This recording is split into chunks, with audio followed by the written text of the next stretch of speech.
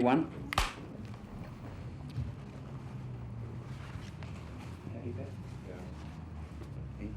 Yep. Right, well, Freddie, welcome to Countdown. Hello. Welcome to Australia.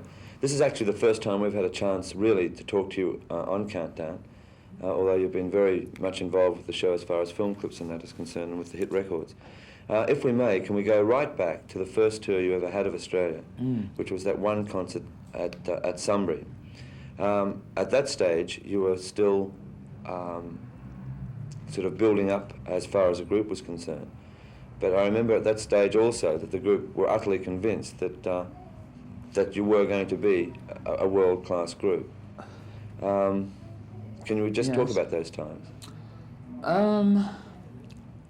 How do you mean? I mean, it's just something that we were going through. It's a phase we were going through. I mean, that's the first time we'd sort of been to Australia. And I mean, I think that they're very good memories. I mean, I can't remember that much about the very first time. I can remember the larger tour that we did. And I think that was a very good reception for us. I mean, there are numerous little incidents that happened, which were sort of great. Yes, what I was trying to just go back to, that first time you had already built an amazing visual image on stage.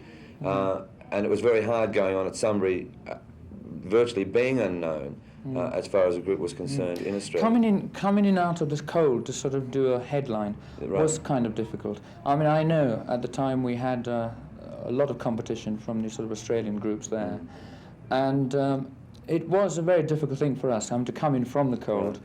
And it's something that you sort of just learn by experience. I think it was a good thing to do, because I mean, we had to, rather than sort of do a slow build-up, just come in there on the top and sort of say, we're Queen, this is what we're all about. Right. And it's nice to sort of go in at the deep end. And from then onwards, I think all it needed was for people to see us on stage. I mean, the most amazing thing was that from an unknown group, and seeing the determination of the group itself, that you were determined in actual fact to break into a world market, that 6 months later, after Sunbury of that year, in Australia, you were in fact becoming one of the world's top groups. Was it hard before that? I mean, like prior No, I think we've sort of, our sort of history, if you sort of go back, our sort of climb has been very quick, and I think that's, you know, it's just great. I just think we've the ball sort of started rolling, and then it sort of went so fast during, say, Bohemian Rhapsody time. I think things were moving so fast we couldn't even keep up. I think we've been very lucky, actually. I think we've been sort of, our timing has been right, and we've been in the right place at the right time. And say, for example, in America, I mean, we only did one support. I mean, we've only done one support sort of tour in our lives, really. So we have been lucky. Correct me if I'm wrong, but with the first Queen 1 album, you spent a lot of time in a recording studio at that stage, because you were in fact backed by a recording company, Yes, we had a production company named Trident, which we don't have anymore. Right. They sort of backed us, yes, and through them we had a recording contract with EMI. Yes, now, obviously you must have spent more time in the recording studios rather than going out on the road at that stage. Not true. I think it was half and half, really. We did the first album very quickly, really. I mean, it took us about 4 weeks, I think.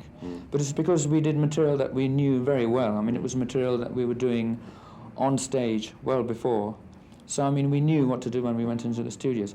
Then on, it was all sort of what I call very new material, and a lot of it was written in the studios. Well, when did the spectacular stage thing, which you had on the first tour in Australia, when did that start to evolve on stage? I think we had ideas from the very, very early stages. I think it just developed as we got to do more gigs and as we gained experience and things like that. I think there were a lot of ideas that we wanted to try out both on record and on stage. But it's something that you can't do all at once. I mean, you've just got to be in the right sort of stage in your careers to do larger things. Like you couldn't start off with a huge entourage of lights, because, I mean, we weren't doing bigger venues. So you had to sort of like wait for your turn. But it came pretty quickly, I think. Now, with Queen 1, Queen 2, Killer Queen, you were building up an immense album following with those albums. Then, and also, I mean, you were also breaking into the singles market in quite a big way. But with Bohemian Rhapsody and A Night at the Opera, I mean, that was the absolute breakout. Yeah, well, that really tore the market up. Tore the market up and down, didn't it? I mean, it sort of it just kind of got us a totally different. It got us to a very different area. I mean, the cross section of sort of the public then was so different. I mean, we suddenly realised we were playing to mums and dads, and I mean, like, the people that were coming to see us were totally different. And I think it was a very good thing, because I mean, it was just gathering a much larger sort of audience, really. Yeah. And it helped enormously. Now, for an act that had been so visual on stage, and I'm still referring to the Bohemian Rhapsody time, suddenly, in that year, came one of the classiest film clips that's probably ever been made. And the fact also that it happened to be associated with a group that had probably one of the classiest stage acts. I think, yes, that was a... I mean, it was a very good period for us, wasn't it? And so I think, gosh, you know, film yes, clips really I think work. at that time we were really... things were really falling into place, and I think our sort of ideas were really... really gelling and coming to life. And I think that film idea was ours as well. So, I mean, I think in terms of thinking of Bohemian Rhapsody as a record concept, I think we thought of it in terms of visuals as well. And I think I sort of, myself, thought of... I could really picture that sort of song in sort of visuals. So I think when it came to doing the promotional film, I think it was kind of quite easy from quite easy, because people think we spent hours and hours making that film. In fact, it took literally about four hours, I think. And but we just had it all nonetheless, planned you were out. breaking a lot of barriers by this stage, because number one, I mean, the album was going bang like that. You were putting on an enormous stage show by this stage. You had a song with Bohemian Rhapsody that started to break rules because of the fact of the duration, and songs, even though back in, say, the late 60s, they were reaching the 7-minute mark. In this period of time, it was unheard of to have a 5-6 minute song sort of thing. And yet you were absolutely adamant that no one was to cut that down. I think basically what we do is the way we choose singles are sort of they're album tracks, basically. I don't think we actually write a single and say this is going to be the single. And what we, I think, try and do is try and, with each album, try and work out what is... where our music is at the current given time, and try and showcase it in say one single, in one sort of number, and that's what takes the sort of single format. With The Night at the Opera, we just felt that Bohemian Rhapsody was the song that would sort of say what we're doing at the given time. So we sort of chose that. Now, obviously, we came across certain barriers, like it being 6 minutes long or whatever, and we said. I mean, there were numerous rows. I mean, well, the recording company wanted to, in actual fact, edit it. Edit it and things like that, yes. And we just thought, there's no point. You either sort of hear it in its entirety, or pick another song. Yeah. And I think we were so sort of confident with that sort of number. I mean, it is a risk, I know. And we either thought it was either going to be an enormous flop, or a huge success, you know, depending on. Well, I mean, both the single and the album became, I mean, like, chart monsters, and I noticed that, in fact, Bohemian Rhapsody won an award the other day for one of the best compositions. BPI thing. Yeah, for over the past 25 years. The pressure then on the group must have been immense to do the follow-up album, which was A Day at the Races. True. I think people will, obviously, no matter how hard you try, will think of in terms of your past hits. That's inevitable. But I think it's up to the group and the musicians to really think in other terms. From my point of view, I mean, as far as the writing side of it was concerned, I really thought, I said, okay, Bohemian Rhapsody, big hit.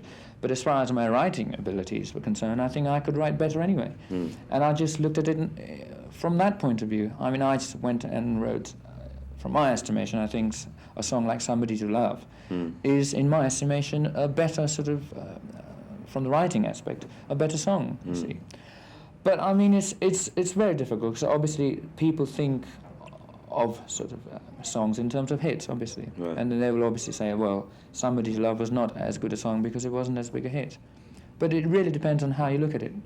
From my point of view, I think my writing ability is getting better. Well, I remember virtually this time last year, or actually it was a little bit earlier, and I was over here, and you were slightly down, and correct me again if I'm wrong, because you were spending, the whole group was spending so much time, you seemed to be locked away in the studios at that stage. Oh God, I know. Those days are gone, thank God. Yeah. I think we actually said goodbye to that kind of production after Day at the Races, actually.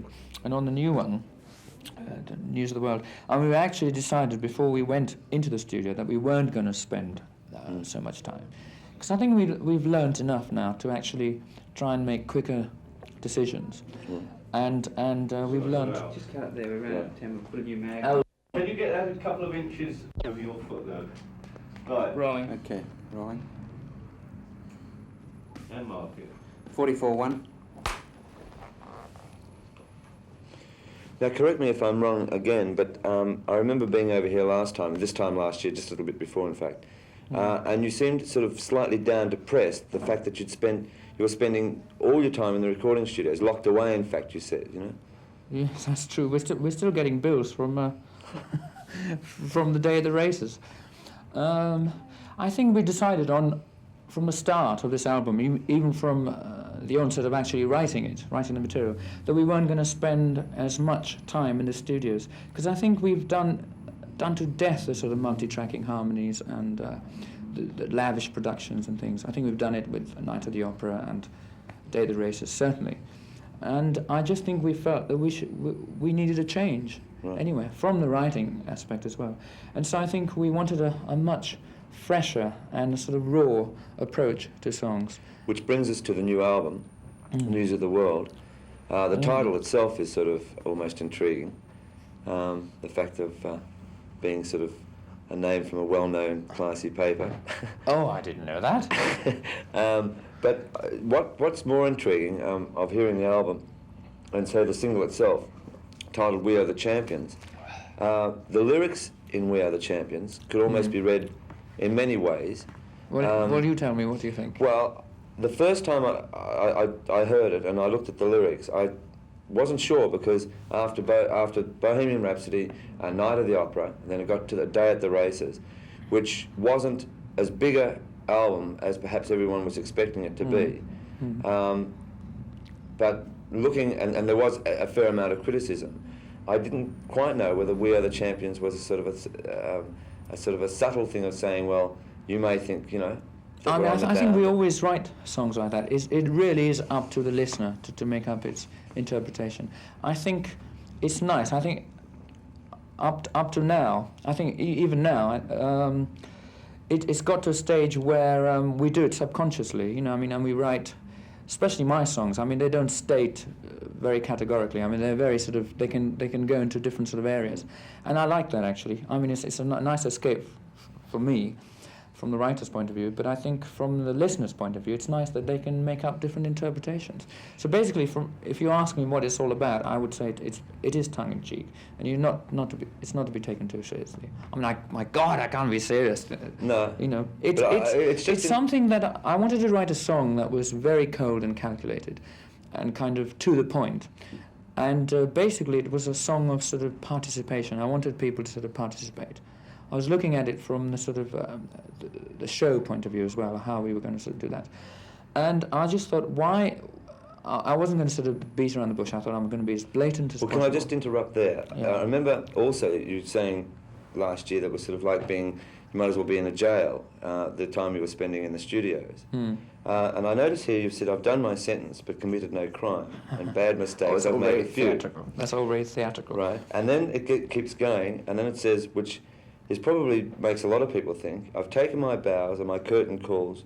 You brought me fame and fortune and everything that goes with that. I thank you all. But it's been no bed of roses. Yeah.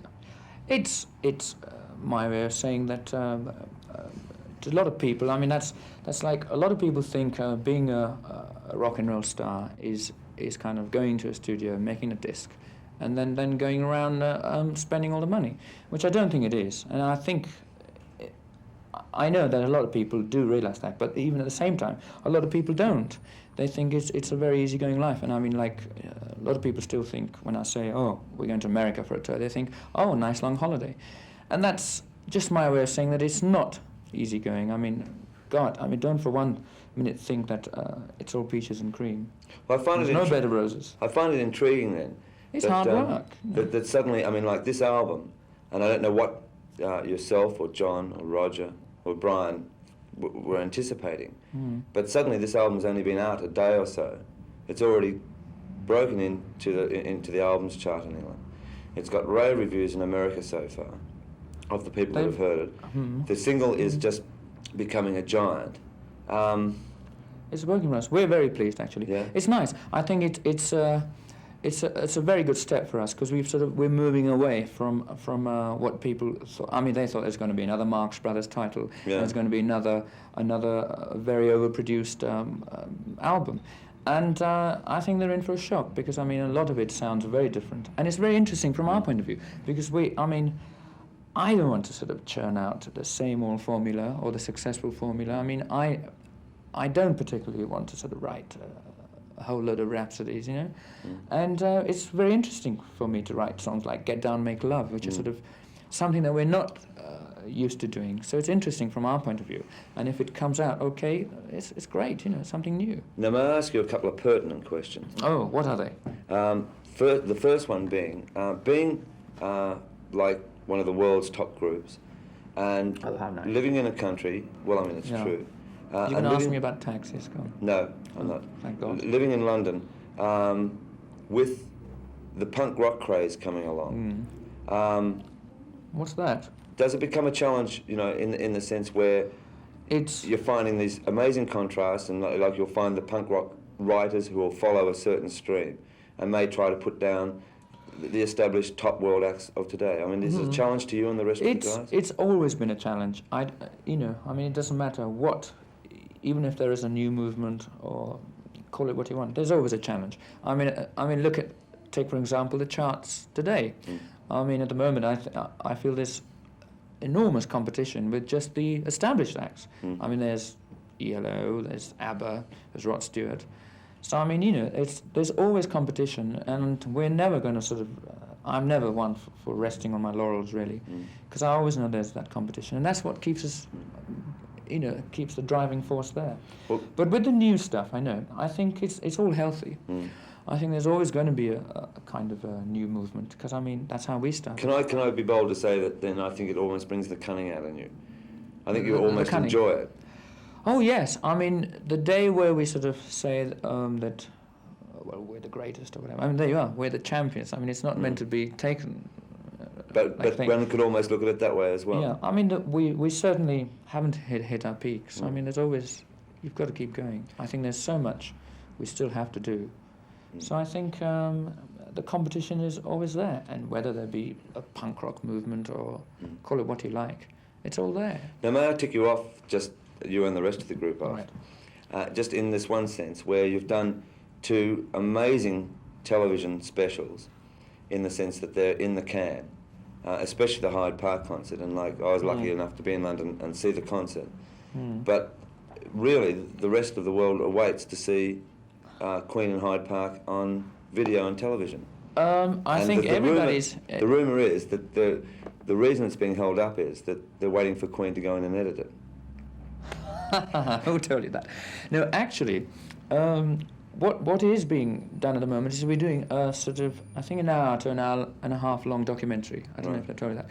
And that's where I think that's going to be very good for us, because I think a lot of people have been waiting to actually not just see little spasmodic... Which we did see as far as the singles stuff was concerned. Yeah, I think people now want to see a more in-depth sort of thing on Queen, and I think a documentary is really inevitable now, and we're sort of working on that right now. So I mean, I think the release date is set for February in this country, and then ultimately it's going to go all over the world.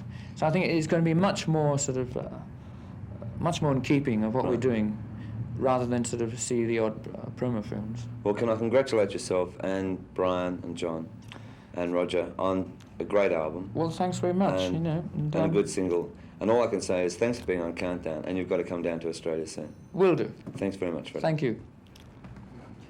Cut it there, thanks. All right. Yes.